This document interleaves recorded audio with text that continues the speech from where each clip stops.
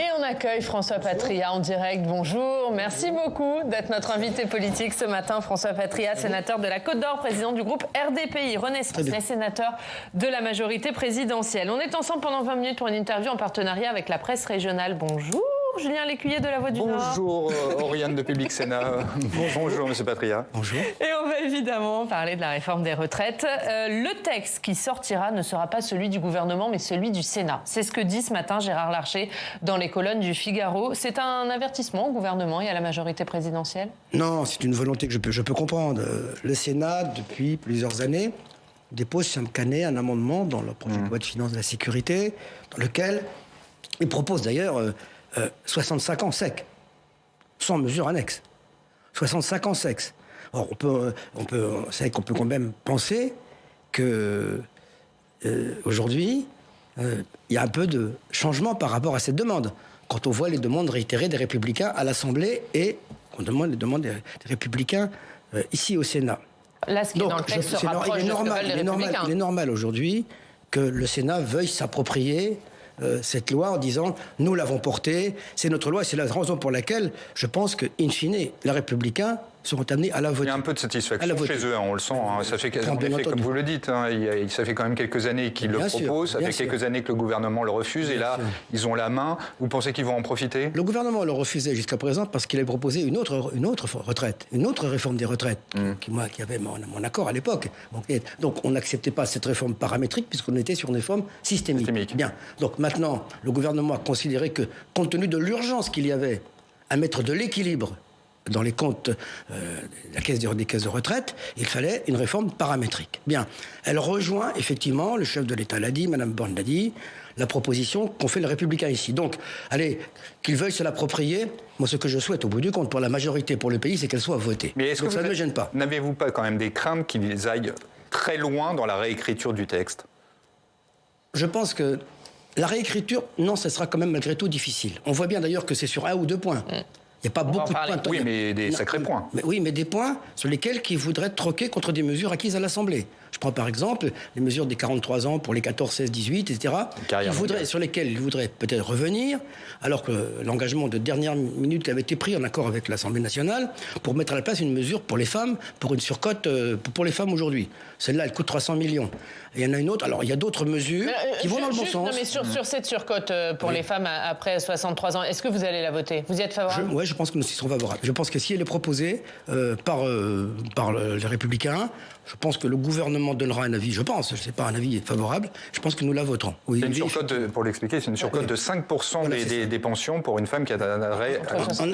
En un mot, on explique une dame qui a tous ses trimestres, qui a 63 ans, pourrait prendre la retraite éventuellement, mais si elle va à 64 ans, elle aura une surcote. Voilà, c'est comme ça. Elle pourrait? Non, parce que l'âge légal reste quand même à 64 ans. Alors, la discussion est toujours... L'âge légal est toujours aujourd'hui en discussion. Vous souhaitez qu'elle puisse quand même prendre sa retraite à 63 ans? Moi, je souhaite qu'elle aille à 64 ans comme tout le monde et qu'elle ait une surcote, bien entendu. Mais il était prévu à l'origine. Je verrai la nature. Je n'ai pas vu l'amendement tel qu'il est aujourd'hui. C'est un amendement que nous pourrons voter, oui, effectivement. Qui va dans le bon sens. Il y a plus de question du départ anticipé. Sur le CDI senior, parce que ça aussi c'est un autre apport de la majorité sénatoriale voté en commission, est-ce que là c'est quelque chose que vous pourriez voter aussi? C'est quelque chose sur lequel nous pouvons avancer, de même que la retraite progressive. La retraite progressive me paraît aussi, et pour cela, il faut que nous discutions largement au-delà de l'article 7. Je viens d'entendre Mme Lubin à l'instant, j'ai compris que la volonté de l'opposition, c'était que le texte ne soit pas voté. Donc, qu'on le veuille ou non, ça veut dire qu'ils ont mis en place une stratégie d'obstruction. Et le CDI senior, est-ce qu'on a une idée de combien ça pourrait coûter? Parce que c'est un allègement de cotisation, encore une fois, j'allais dire, mais c'est des pertes fiscales pour l'État. Effectivement, alors là, il faut retrouver l'équilibre, les 300 millions pour les femmes aujourd'hui, si on laisse ce qui est à l'Assemblée nationale. Parce qu'aujourd'hui, bien entendu, il y a les Républicains qui sont ici et qui veulent voter leurs amendements et leurs textes. Mais il ne faut pas dans le même temps mécontenter les Républicains à l'Assemblée nationale qui seraient tentés de voter contre le texte parce qu'on aurait des faits qu'ils ont obtenus. Donc, il y a un risque pour il y a l'équilibre. Il y a un risque que le vote des Républicains du Sénat empêche les Républicains de l'Assemblée de voter le texte? Pas tous, bien entendu. Mais je dis que ça pourrait crisper une partie du groupe Les Républicains là-bas. Donc il faut garder cet équilibre aujourd'hui. Une autre question qui se pose, M. Patriat, c'est qu'à force d'accorder des mesures qui vont résoudre les injustices, finalement, le bénéfice de la réforme se pose. Il a déjà été réduit de 17 milliards à 10 milliards. Non, alors je vais vous donner... Est-ce qu'il ne va pas falloir trouver des recettes complémentaires? Je vais vous donner les chiffres exacts, parce que je les ai repris hier soir. Oui. Et j'ai rencontré hier les 2 ministres. L'accélération Touraine, aujourd'hui, apporte 17,7 milliards. En plus, il y a sur la caisse accident du travail et maladie professionnelle, c'est 1,6 milliard. 1 milliard, ouais, plus d'1 milliard. On est donc à 19,2 milliards. Oui. Et il y a 500 ou 600 millions sur la CNRACL. Donc on est près de 20 millions. 20 milliards. Les mesures proposées... 20 milliards, ouais. 20 milliards, pardon, excusez-moi. On est près de 20 milliards. Donc si vous retranchez de cela les milliards que nous accordons dans les mesures compensatoires, et qui sont nombreuses, dont toute personne ne parle, en tout cas pas l'opposition aujourd'hui, pas les syndicats. On atteint combien, alors ? Pas les syndicats. On arrive à environ 6,5, 7 milliards. Donc ce qui fait qu'on arrive presque à 300 millions près aux 13 milliards et demi qui permettent d'équilibrer le système. Donc il faudra trouver dans ce débat 300 millions pour que le système soit à l'équilibre. J'entends bien. Parce que les recettes complémentaires que proposent les Républicains, c'est par exemple une convergence plus rapide sur les régimes, des régimes spéciaux avec le régime général. Une façon de gagner de l'argent assez rapidement. J'entends bien, mais pour ce qui me concerne, je n'y souscris pas. Et je ne pense pas que nous le voterons. Pourquoi ? Je ne suis pas sûr que le vote. Parce qu'on a bien vu qu'il y a un moment où il faut que la parole de l'État soit respectée. Et je pense que là, vous comprenez, pour la SNCF, on l'a fait. Pour la SNCF, on a changé le système, on l'a fait pour les nouveaux entrants. Tous ceux qui ont signé. Parce que quelqu'un qui rentre dans un métier, que ce soit un métier du transport, de l'énergie ou autre, qui a signé un bail, qui dit « je m'engage dans cette carrière », je gagnerai peut-être moins qu'ailleurs. Je serai peut-être moins salarié, j'aurai peut-être moins de bonnes conditions. Mais je sais que je partirai plus tôt à l'époque, etc. Ils ont signé. Revenir sur la parole me paraîtrait alors là mettre beaucoup d'huile sur le feu dans le débat aujourd'hui. Mais vous entendez les Républicains qui disent c'est injuste, c'est-à-dire que ces régimes spéciaux, on va mettre 70, 80 ans et les supprimer. Entre la clause du grand-père et la durée de la retraite des gens qui sont dans les régimes spéciaux, il y a une injustice. Vous entendez ça ? J'entends surtout le fait que les Républicains ont été longtemps au pouvoir. Ils n'ont jamais touché aux régimes spéciaux. Alors je veux bien aujourd'hui être plus blanc que blanc, mais malgré tout, ce gouvernement est le premier gouvernement qui va mettre fin aux régimes spéciaux. Et ceux qui n'ont pas su le faire à l'époque voudraient qu'on aille plus loin aujourd'hui. Moi, je pense que sur ce sujet-là, j'entends bien qu'il va y avoir une colère populaire importante, qu'il y aura des manifestations le 7, que le pays peut être bloqué une journée. Dans tout cela, gardons l'esprit de responsabilité, d'équilibre et de justice qu'il y a dans cette loi. Mais c'est-à-dire que vous n'y touchez pas parce que vous avez peur des blocages, vous avez peur de la réaction de la rue, non, je vous l'ai dit, que ça pourrait le même. Je vous dis en premier lieu, pour moi c'est une question de principe, des engagements de prix. Quelqu'un qui rentre dans des conditions, changer la donne en cours de route, c'est pas possible. Mais cela dit, comme on le disait, il reste la question de recettes supplémentaires. Où va-t-on trouver les moyens de rétablir cet équilibre jusqu'à 13 milliards dont vous parliez ? Ça va être tout l'objet du débat cette semaine. Est-ce que, par exemple, le sénateur Olivier Henno parlait de signer un amendement pour augmenter d'un point la CSG ? Sur le capital, ce qui pourrait rapporter 1,5 milliard. C'est une mesure. J'ai vu aussi des mesures comme ça qui ont été proposées par le groupe Modem à l'Assemblée, qui reviennent ici. Non, le principe est clair. Pas de taxes, pas de cotisations supplémentaires. On le fera sur des économies sur d'autres secteurs à côté. Si on peut le faire, on le fait déjà avec la Caisse aujourd'hui. Mais ça paraît. Excusez-moi, Monsieur Patria, je vous interromps 2 secondes, mais cette question du pas d'impôt supplémentaire, c'est un axiome en effet de la pensée gouvernementale. Je ne sais pas si vous avez entendu les propos du gouverneur de la Banque de France qui remettait en cause ce dogme et disait un bon impôt, c'est pas un impôt supprimé. Et on a l'impression que vous baissez beaucoup d'impôts, mais au final, on n'a plus les moyens de financer ce régime des retraites. Est-ce qu'il n'y a pas D'abord, les retraites ne doivent pas se financer par l'impôt. C'est clair. Les retraites, elles se financent par le système cotisant, un actif qui paye pour les retraités. C'est ça le principe. Bien. Il ne vous a pas échappé que la France est le pays où on paye le plus d'impôts. Il ne vous a pas échappé que la part des prélèvements obligatoires dans le PIB est la plus élevée en France que dans tous les autres pays aujourd'hui. Et il me semble que la politique menée par le gouvernement et par le chef de l'État, Emmanuel Macron en particulier, a donné des résultats. Nous étions tombés en dessous du seuil des 3%, souvenez-vous. Nous avons aujourd'hui le chômage des jeunes le plus élevé, le chômage, je veux dire, l'employabilité des jeunes la plus élevée que nous ayons jamais eue. Nous arrivons à 7,2%. La croissance, il y a aujourd'hui quand même une économie qui fonctionne parce qu'il y a eu un signal donné de la politique de l'offre qui a été menée et des baisses d'impôts qui ont profité à tout le monde. La taxe d'habitation, ça profitait à tous les Français, tout le monde. Mais je pense aujourd'hui, et d'ailleurs on a bien vu tous ceux qui crient pour le rétablissement de l'ISF, que la suppression de l'ISF a ramené beaucoup plus d'argent dans les caisses de l'État que l'ISF elle-même n'en rapportait. Mais donc, vous allez trouver où du coup l'argent qui manque? On peut faire des économies sur d'autres secteurs. On va regarder. Moi, j'ai pas encore vu. J'ai regardé tous les amendements que nous allons étudier pendant 10 jours. Mais vous avez bien compris, 20 milliards de trouver pour le financement. 13 milliards et demi pour le déficit que nous devons contenir, et le reste pour financer des mesures nouvelles qui sont des avancées. Mais vous voyez, personne ne parle beaucoup des avancées qu'il y a eu quand même. Quand on prend, est-ce qu'avant, dans l'amendement des Républicains, il y avait les carrières longues, les carrières hachées, la pénibilité, l'employabilité des seniors? Non, non. Aujourd'hui, c'est quand même grand prix. Peut-être pas suffisamment. Hier, j'avais un débat sur ce plateau.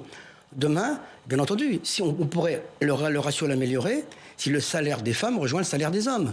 Aujourd'hui, la différence entre les deux comblerait demain, je crois qu'une... 6 milliards demain. Il faut travailler sur ce secteur-là aujourd'hui. Et c'est peut-être l'effort qu'on peut demander aujourd'hui aux entreprises d'aujourd'hui, qui sont un peu quand même, un peu muettes pendant ce débat. On les entend pas beaucoup. Vous parliez du fait que... Vous demandez au patronat d'intervenir plus? Non, mais de pouvoir augmenter les salaires et que le salaire des femmes rejoigne celui des hommes. Ça, c'est des engagements qui, en effet, pourraient avoir lieu. Il y a quand même eu déjà un index qui a été créé. Est-ce qu'on ne va pas suffisamment loin, d'ailleurs? Je pense qu'il faudra aller plus loin, oui, c'est vrai, sans doute. Avoir des mesures plus contraignantes? En tout cas, plus incitatives. Je ne suis pas pour la contrainte, moi, je suis pour l'incitation. Oui, mais en l'occurrence, ça prend du temps, oui, ça prend du temps. Mais, malgré tout, allez, je vous dis que même globalement, l'équilibre est contenu. À 300 millions près aujourd'hui, il va falloir les trouver. On trouvera, peut-être sur mesures à côté. Monsieur Patria, excuse-moi, Oriane, vous parliez du fait qu'il y avait certaines injustices que vous combliez qui ne sont pas forcément mises en avant. Mais est-ce que... Non, certaines avancées, pas injustices. Combler des injustices qui ont été résolues. Voilà, très bien. Le fait est qu'on a l'impression quand même que le gouvernement a fait preuve parfois de soucis de communication autour de ça. J'en veux pour preuve là, le ministre du Travail, Olivier Dussopt, qui a longtemps vanté, comme d'autres, les 1 200 € bruts de minimum contributif. Sauf que, visiblement, cette mesure, elle ne va atteindre que 10 à 20 000 personnes. Ce sont les chiffres du ministre du Travail lui-même, qui a longtemps dit 40 000 personnes, voire même plus auparavant. Ce sera 40 000 en 2030. Est-ce que concrètement, vous ne regrettez pas quand même qu'il y ait eu des bévues au niveau de la communication du gouvernement? Alors, je vous rappelle, mais je crois que là on fait un peu de psittacisme, la répétition, que l'engagement du chef de l'État, c'était de dire 1 200 € pour une carrière complète au SMIC. Pour une carrière complète au SMIC. Et les gens qui auront une carrière complète au SMIC, financée, auront 1 200 €. Pour les autres, alors quand vous dites, attendez, pour les autres, ça va quand même... Ça ne concernera que très peu de personnes. Attendez, pour les autres, ça va quand même être une avancée sans précédent. Il y a 1 800 000 personnes, parmi lesquelles 60% de femmes, qui auront une hausse de leur retraite mensuelle qui ira entre 20, 30, 50, 70 et 100 € par mois. Si vous avez 70 € par mois de retraite supplémentaire, multipliez ça pour 12 mois, ça vous fait 900 € par an. Compte tenu, je sais que les retraites sont petites et faibles, mais quand même, c'est pas mince. Au-delà des 1 200 €, il y aura les avancées pour 1 800 000 personnes. Mais comme vous dites, M. Patria, le fait est que c'est, encore une fois, dans la communication gouvernementale, il y a quand même eu des ratés, et j'allais dire même presque depuis le début, puisqu'on nous a parlé du fait que ça allait combler une partie de la dette française, puis après que ça allait peut-être servir à financer la politique de santé et la politique d'éducation, puis en fait, c'était simplement pour rétablir l'équilibre des retraites. Enfin, concrètement, est-ce que vous avez réussi vraiment à faire de la pédagogie sur cette question? Je pense que vouloir faire de la pédagogie en mettant comme axiome le fait qu'on rejette totalement le fait de passer de 62 à 64, la pédagogie est difficile. Parce que tout ce que vous pouvez faire comme pédagogie sur le reste n'est pas audible pour ceux qui sont résolument obstinés à ce qu'on travaille 2 ans de plus. Mais je voudrais répondre à ce que vous venez d'évoquer à l'instant. Vous dites les multiples facettes qu'on a voulu donner à cette texte de loi. Mais je l'ai dit hier aussi, ici, sur le plateau. Si on travaille plus, on produira plus longtemps. Et si on produit plus, on produira plus de richesses. Et ces richesses, elles permettront effectivement, demain, d'avoir des recettes supplémentaires pour d'autres services, peut-être pour la santé, peut-être pour l'assurance sociale, c'est pour d'autres aujourd'hui. Je crois que ça aussi, moi je ne l'oublie pas aujourd'hui. C'est pas l'équilibre des retraites qui va le financer, c'est pas les moyens qu'on va gagner, mais c'est le fait que la France travaille plus, parce que nous avons besoin de travailler plus. Nous avons pu vivre. Moi, j'ai voté la retraite à 60 ans, en 80. Bon, donc, parce que, écoutez bien, parce que la démographie était pour nous. et tous les responsables politiques et syndicaux que je vois le reconnaissent. Nous avions une démographie à 4 pour 1. Aujourd'hui, la démographie, nous rejoignons les pays comme l'Italie, comme l'Allemagne aujourd'hui. Et le fait d'avoir demain 1,5 actif ou 1,7 actif pour un retraité ne permettra plus. D'ailleurs, on le voit bien dans la fonction publique. Écoutez, dans la fonction publique, où il y a maintenant moins d'actifs que de retraités, 0,8 pour 1, ça coûte 30 milliards à l'État par an. François Patria, le chef de l'État a appelé le Sénat à enrichir le texte. Sur quel point votre groupe, le groupe Renaissance, va enrichir ce texte ou l'améliorer ?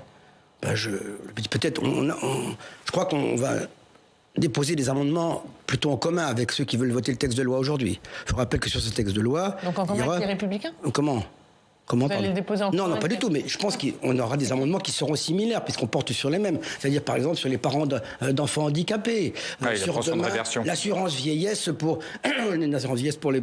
les gens qui vont s'occuper des aidants à côté. On va le faire sur ce sujet. Vous allez durcir les conditions d'accès, par exemple, c'est un des amendements déposés par les Républicains, les conditions d'accès à l'ASPA. C'est l'AME, non ? Non, à l'ASPA, en fait, qui est une aide pour les personnes âgées, mais pour les personnes étrangères. Ils veulent allonger le délai pour y accéder. Non, on ne touchera pas à ça. Non. Je pense qu'on ne le votera pas, ça. Non, nous ne le voterons pas. Non. Bon, donc c'est sur les points, sur la pension de réversion. Moi, je pense qu'on pourrait avancer aujourd'hui encore sur l'emploi des seniors. On peut encore avancer sur la pénibilité. On a quelques amendements sur ces sujets. On a quelques pour établir des critères. Que soit mieux empreinte. Pour établir des critères supprimés. Aujourd'hui, d'abord, vous savez, on nous cite toujours en exemple des gens, de cas concrets, individuels, qui sont en fin de compte pris dans le texte de loi aujourd'hui, dans les 40% de gens qui partiront 2 ans avant les autres. Ils sont déjà traités, ces cas-là. Donc aujourd'hui, je pense qu'en matière de pénibilité, je pense qu'en l'emploi des seniors, on peut encore... il y a quelques amendements déposés. D'ailleurs, le groupe déposera, nous, 30 amendements. 30 amendements. Voilà, 30 amendements, ouais. Limité, voilà. Alors, on est loin des près de 2000, je crois. Que non, il y a 4000. Ça a été ce matin, il doit y avoir 4727. 4000, au final, moi, j'étais resté sur le chiffre précédent. Donc, ça prouve bien, d'ailleurs, qu'il y a une volonté d'obstruction de l'opposition. Alors justement, j'allais vous dire, est-ce que vous avez un espoir que ce texte il soit voté à l'issue des 10 jours d'examen où c'est quasiment infaisable avec les 4000 amendements? Alors, j'ai compris. Oui, parce que si on prend aujourd'hui, même si on fait... Allez, quand tout va bien, on fait entre 12 et 15 amendements à l'heure. Vous avez compris quand même qu'on va débattre pendant 106 heures. L'Assemblée a eu 66 heures. Est-ce que sur un texte dont on parle depuis des mois, dont tous les éléments sont connus aujourd'hui, on n'est pas capable, en 106 heures, en réduisant le nombre d'orateurs, de prises de parole, d'explications de vote, d'avancer sur ce texte?